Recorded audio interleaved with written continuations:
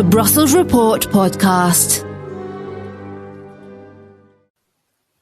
Welcome to the new episode of the Brussels Report podcast. We had a small summer break, but we're delighted to be back.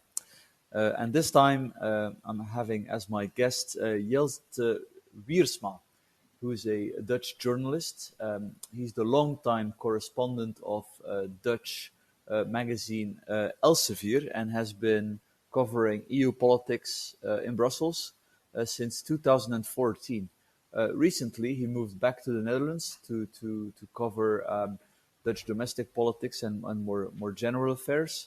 But I thought it'd be great to have his thoughts on the European Union and specifically also on the Dutch attitude towards the EU, given that the Netherlands are a founding member state. And following Brexit, I think we should all follow with great interest what's happening in Dutch politics. So welcome, Jelte.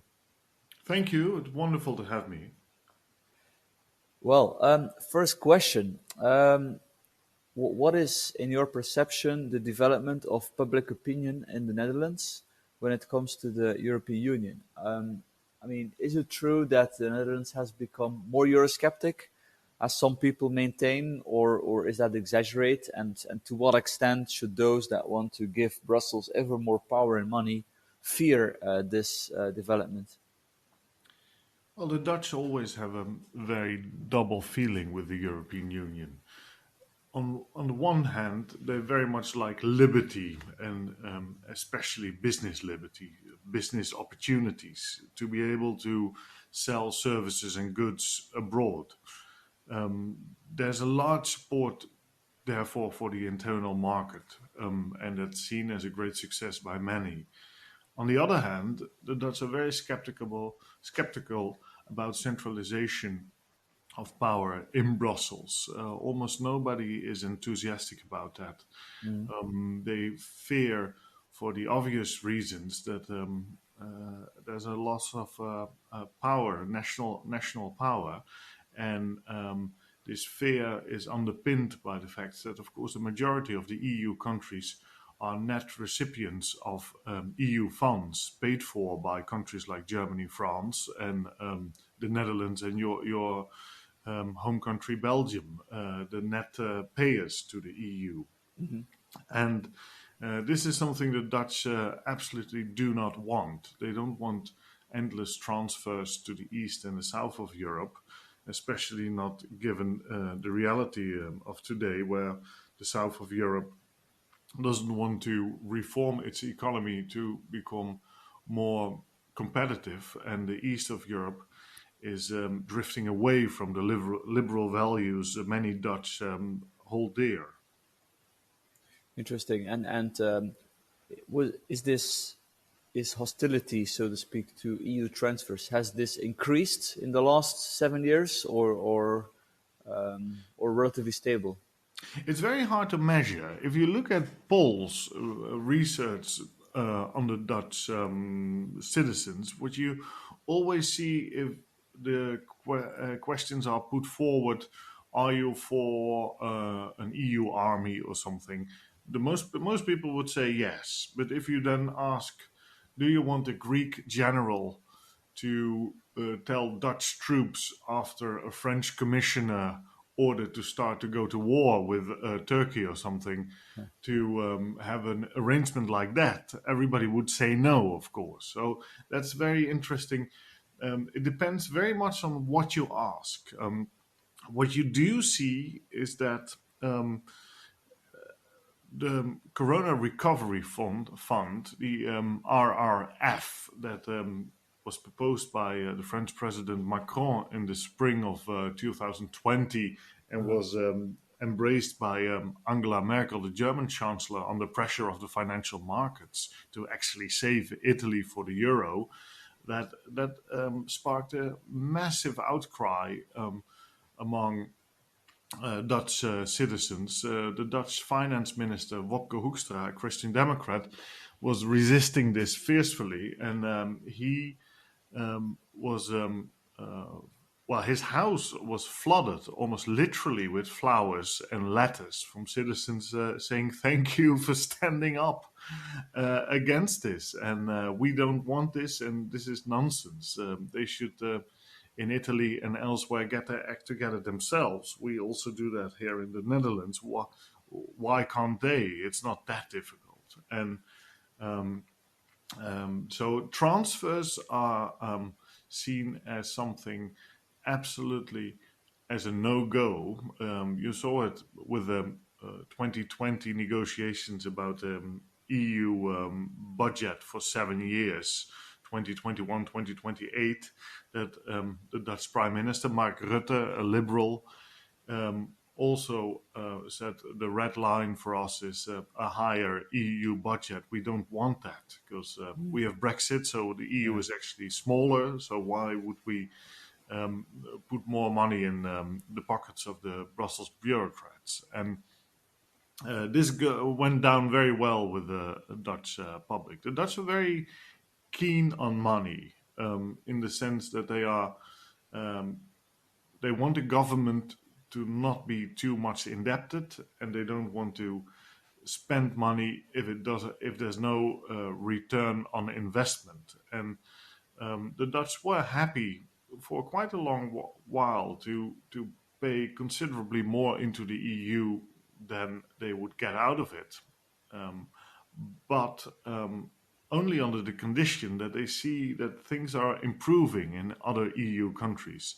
And what we actually see is, of course, that in some countries, and especially Italy, things are not improving. On the contrary, things are getting worse and worse when it comes to their public finances. And Italy is effectively a bankrupt country. If it was up to the markets, if financial institutions and citizens with savings would vote with their savings and say, where do I invest my money? Am I going to buy Italian government bonds, or do I invest in high-tech companies in the Netherlands? Well, they go into high-tech companies in the Netherlands, and they're not going to buy Italian bonds. So Italy is effectively bankrupt, and there's a high frustration in the Netherlands among citizens that these countries are not getting their act together, and the Dutch don't really understand that. The Dutch are business people and preachers. They are ministers, vicars in a way, and they think, okay, look, we are very wealthy. Do as us, and then you become wealthy as well. And of course, that doesn't work, because in reality, countries have their cultures, their histories, their attitudes towards what the state should do or not do, and you don't change that overnight, and maybe you will never change these attitudes.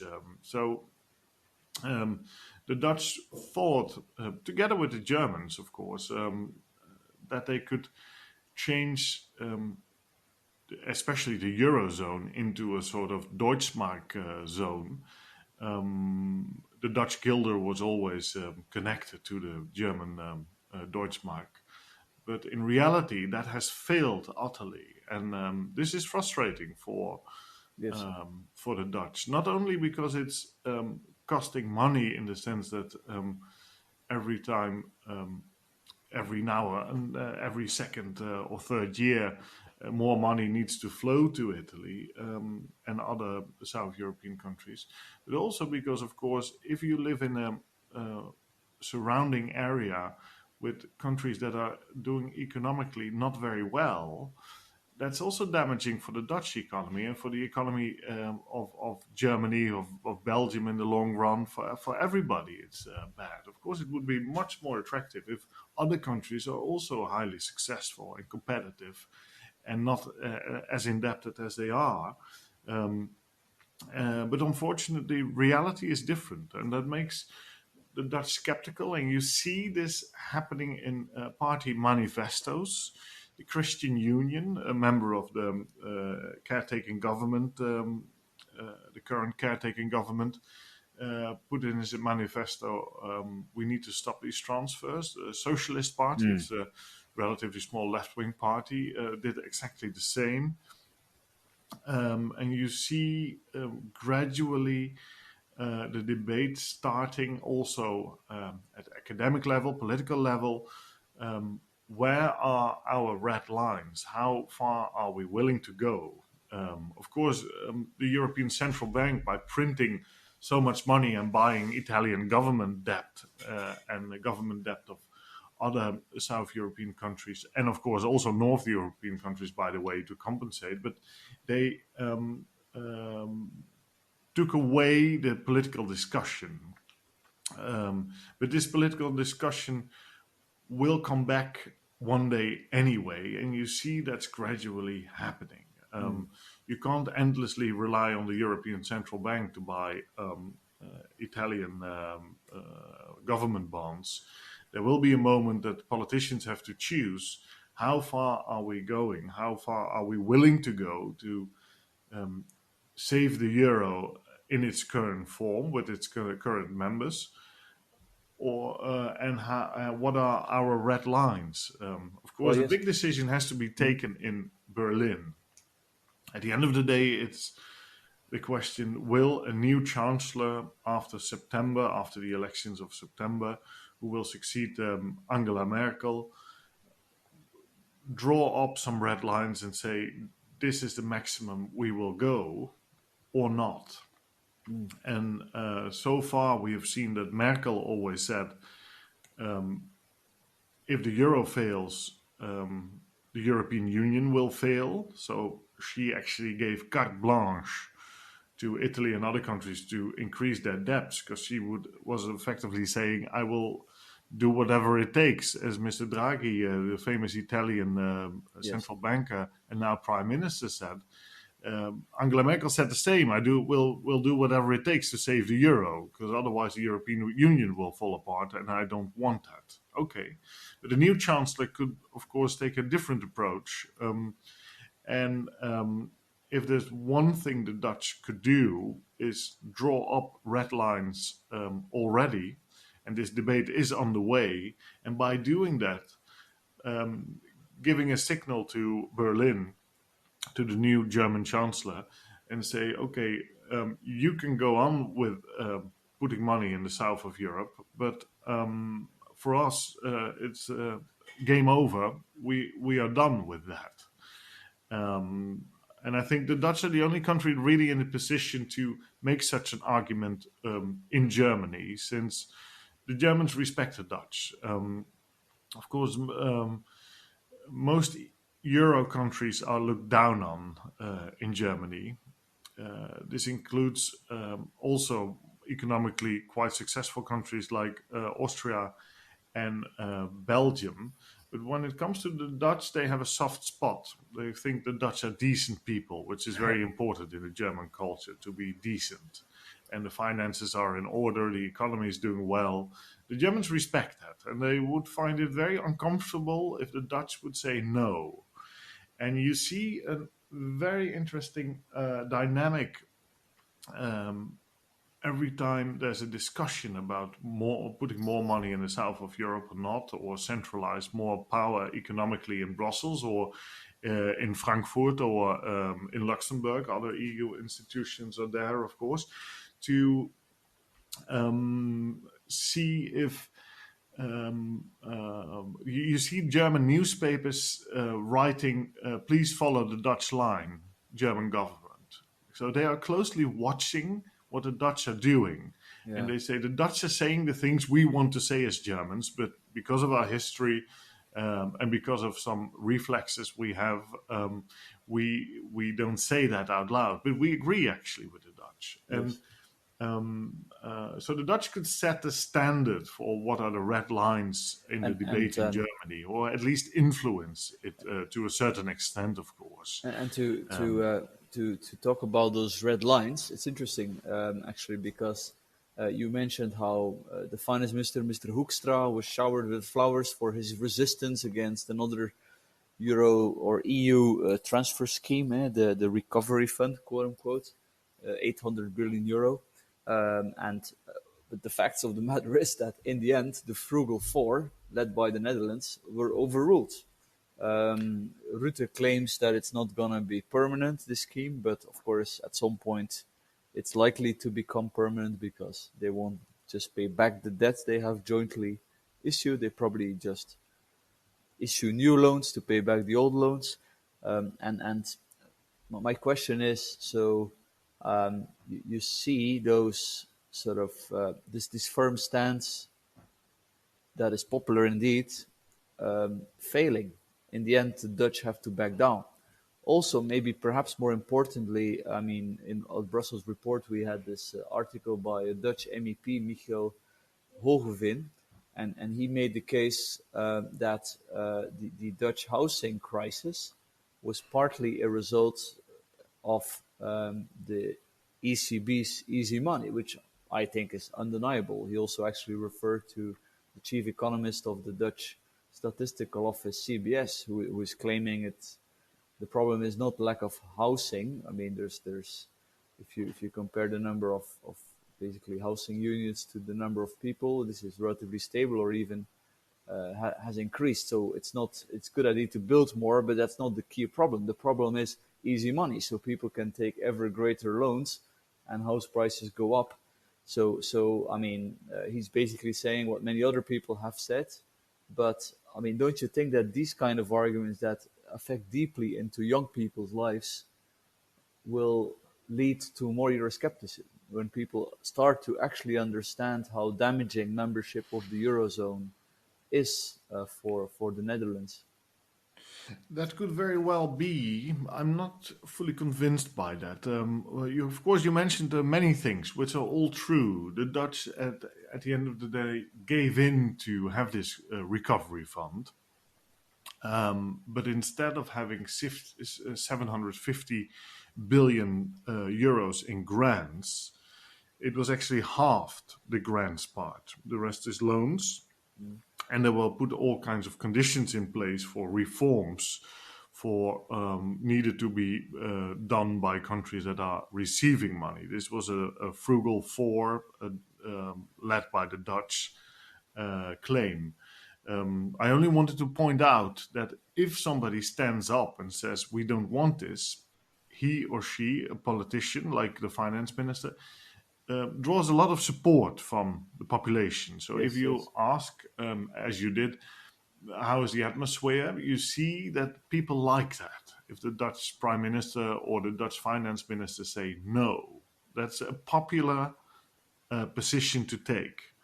It also shows in polls, the majority of the Dutch were in favor of these stands. A large majority, even. I think it was 70% plus of the Dutch were happy that the prime minister and the finance minister were resisting, and they were against. So that's one thing.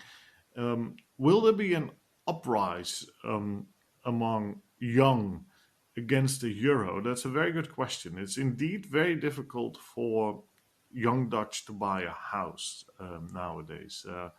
The Netherlands is becoming like England or the United Kingdom at large, where the percentage of homeowners under Margaret Thatcher was 70%, and now it's 54%. Well, the Dutch developments are the same.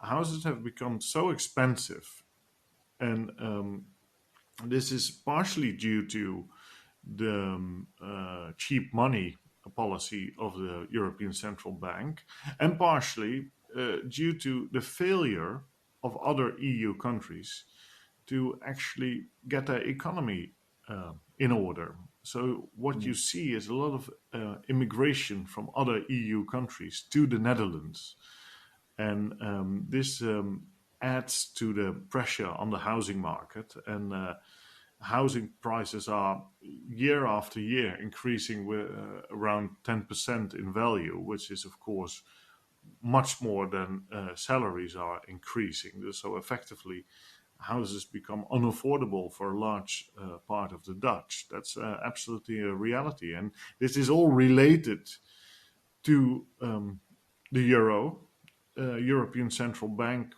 printing money, and the failure of South European countries, and of course the difference in wealth with East European countries, that has partially to do also with the euro and the European Union itself. So I've been hammering home these arguments endlessly and say, okay, this is what the euro is doing to us. The country is actually becoming one city. The Netherlands is already half a city-state, you could argue, and it's becoming more and more a city-state. It's becoming a sort of Shanghai, or a better example is Singapore, or as it was Hong Kong. That's you get about 20 million people, and it will go up even more in a very small country, and it doesn't make quality of life much higher, unfortunately. Interesting. But if it leads to the young rising up, many of these young go to universities and they are highly educated, but they don't seem to understand, or they're not interested. But it might change if they see they will never be able to not only buy a house, but also they will never be able to rent a house. Yes. Because the private renting market is quite small in the Netherlands. Social housing is only for people with lower incomes. So they will effectively keep staying in their parents' house. And that might lead to some different attitudes. But so far, I haven't seen signs of that. I saw the young voting for Volt, the very pro-integrationist party that has one seat in the European Parliament, and managed to get 3 or 4 seats in the last Dutch elections. For the first time, they have a serious presence in a national parliament in Europe. So, and that is mainly due to the vote of younger people from with their academic education. Yes, absolutely, and it's quite ironic. It's very ironic. Okay. They vote against their own interest. Yes. They vote for such a scheme that so they can never buy or even rent a house. But Yes. there we are. Okay, interesting. So, a few more questions. Did you, Jelte, did you change your opinion on some points when it comes to the European Union in all those years?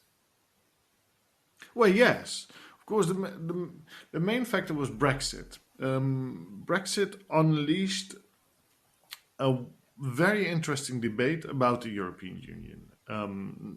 I don't think in any other country than the United Kingdom there has been, and this was true already for decades, such an intense debate about the pros and cons of European integration, and to what extent this integration could be compatible with national democracy, national law, and so on and so forth. And you saw that with the Brexit referendum coming up, this added fuel to this debate, of course, and very good arguments were made on both sides. And the most persuasive often for me were on the Leave side of the argument. What really changed my mind about the European Union was that nobody in Brussels or in most national capitals of EU member states did anything with the debate and with Brexit itself. It was named a wake-up call by many people who are very pro-integrationist. Yes, good point.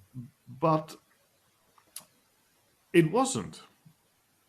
And that really put me off. It wasn't. The Brits were very good at pointing out the weaknesses of the European Union and questioning if it could ever be a democratic vehicle, if it ever could have proper representative government, if it should be a confederation, a federation, or a cooperation between sovereign nation states, and so on and so forth.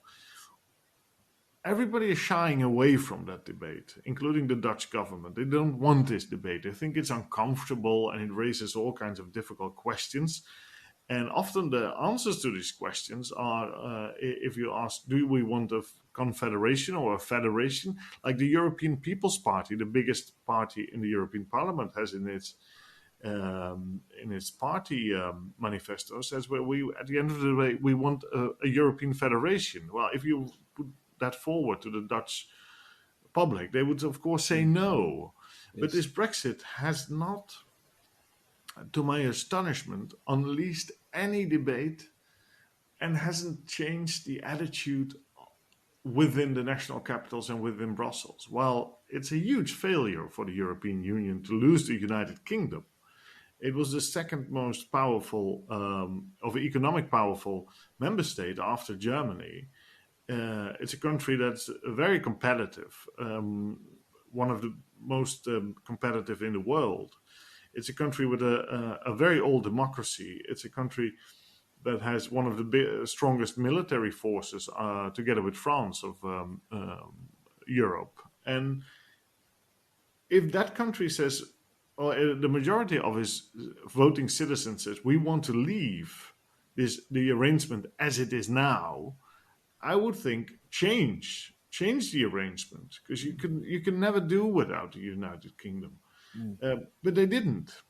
And of course, we already knew nothing would happen, because when David Cameron was asking Angela Merkel before the referendum, can you make some changes so we can cut immigration? Because everybody wants to go to the United Kingdom, and they can do thanks to the freedom of movement in the EU. She said, no, I'm not going to do anything. I'm not changing the four liberties, as they are called, including freedom of movement and settlement and so on. And I think that was very telling. And it was a breaking point for me. Of course, I'm always skeptical about power and centralization of power. So when I went to Brussels, I was as skeptical about Brussels as I am about The Hague, the residence of the Dutch government. Because politicians always have the tendency to centralize. And I think that's a danger to democracy. So I was skeptical about the EU anyway when I entered Brussels. But when I left Brussels, I thought nothing will change. They, being national governments, and especially France and Germany, will keep integrating step by step, supported by verdicts by the European Court of Justice, supported by actions by the European Central Bank, which are often just illegal. Buying all this government bond is illegal, even though the European Court of Justice said it isn't. It is. The treaties are very clear about it. And supported by, of course, a majority of the members of the European Parliament. They all want more integration, and they're clever. They're often very quiet. They don't tell that so clearly to the public, and they have quite some funds. Of course, the European Central Bank is a very powerful institution. It can spend thousands of billions. It's literally doing that. I mean, that's a powerhouse not to be overlooked, of course. So. And many national governments don't have the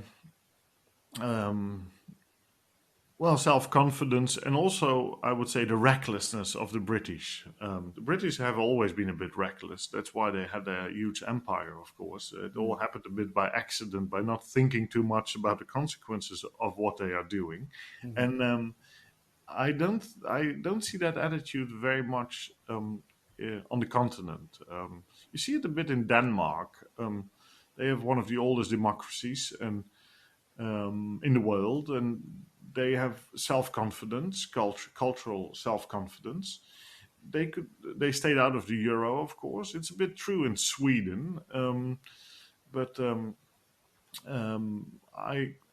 of course it's true in Eastern Europe, where Poland and Hungary especially are rebelling against centralization to Brussels. And effectively, centralization in Brussels means handing power over to the Germans and the French, because the EU is, of course, their empire. But that not much more debate has been sparked by Brexit, and attitude that showed the EU, and especially France and Germany, were willing to change things in the EU to keep the Brits in. I think it was disappointed by it, which might have been naive, because I still had hopes they would be able to change their course, but they don't, even if the United Kingdom is out. And you ask yourself the question, okay, what if Sweden would leave? What if Denmark would leave? The most successful countries, Switzerland, United Kingdom, Iceland, or Norway are already not in. The also very successful Sweden and Denmark keep their distance, and the Netherlands is a skeptic. So if all the successful countries, economically at least that is, want to keep a distance to this organization, European Union, or even want to leave, like the United Kingdom, or never want to join, like Switzerland and Norway, you should ask yourself some questions, I think. And these questions are not being raised, and that disappoints me. Yes, interesting. Maybe to conclude, one more question.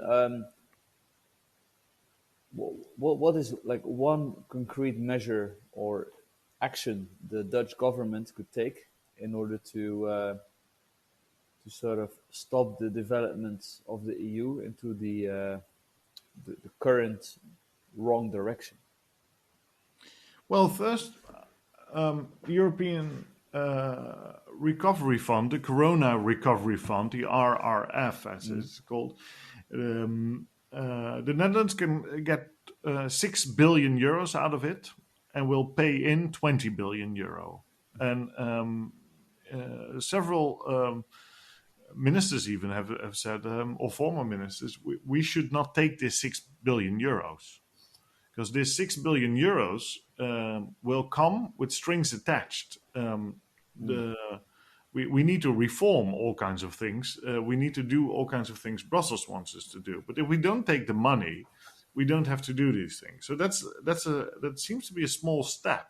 And it seems to be awkward to say, oh, we don't want this money, but we don't need it. And if we want to... we can lend so cheap at a European Central Bank. So this is a way to keep Brussels out of national politics. Yes. And the second step is, of course, always prevent more transfers to happen.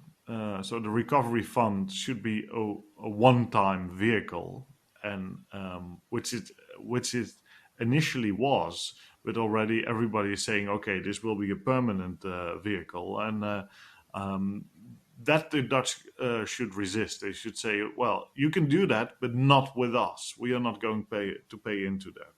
So that are first steps, I think, and it will be major signals, especially for the Germans, to say, this is enough. But it's very difficult, because once you're in, it's very difficult to check out. You can't have opt-outs like Denmark has and the United Kingdom had, where you can only get these opt-outs when you are negotiating about more integration, and you say, okay, we are not going to join in this or this or that. And you can't backtrack and say, okay, we are in this or this, but we want to get out of it because we don't like it anymore. So, but the least the Dutch could do, and think should do, is do opt-out after opt-out. So every time there's more integration proposed, say, okay, good luck to you, but we are not joining. We are not in. Just to send a signal to Germany and France that there are limits to how far the Dutch are willing to go. To set some red lines. Well, yeah, red lines. That's what you effectively say. You not only say we have red lines, but you always also will act according to these red lines and say, okay, this is our red line, and we say stop. But before that happens, you need a large majority of the Dutch MPs being convinced to support such a line. You need broad support if you want to do that. And it might develop because you see skepticism is everywhere. That's not only true in the Dutch parliament, where everybody is uncomfortable with the direction the EU is heading. Almost everybody is uncomfortable, but at the end of the day, they say yes to keep the peace. But this is true in almost every capital in Europe, where members of parliament are uncomfortable, citizens are uncomfortable. The majority of the French wants to vote leave if they ask in a referendum if they think France should be member of the European Union. This is what Emmanuel Macron, the French president, at least says. So that's a reality. That's a reality in the Netherlands, and I think what we will see is skepticism growing the coming years, but I think there will be a lot of more yeses before the no's arrive. For the simple reason, as long as the economies are doing well, and this is true for Germany and the Netherlands, people don't really care that much. That's very important, I think. The countries that pay in most have done very well in the last 10, 15 years economically. And this makes a difference. There's so much easy money for the government that they can do all kinds of nice things for the people, this diverts attention a bit. But of course, that could change. When the economy is going down, this is especially true for Germany, but also for the Netherlands, attitudes will very quickly change. And the skepticism will be fueled more also in Parliament. And I think no's are coming closer when the economy is going down. In Germany and the Netherlands, that is both true, I think. But who knows? I can't predict the future, but I think this is the lines that you could say will be the future. Well, that was interesting, and indeed, let's see what happens if the economy takes a downturn. And I think after COVID, the whole fallout is probably still to come, or at least to a degree. Thank you, Jelte.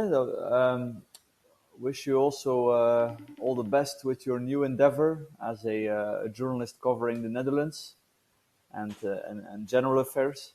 But I'm sure that once in a while you will continue to take a look at European politics as well, right? Wonderful. Thank you very much. Thank you. All my love to Brussels. Take care, Pieter. Thank you. Take care.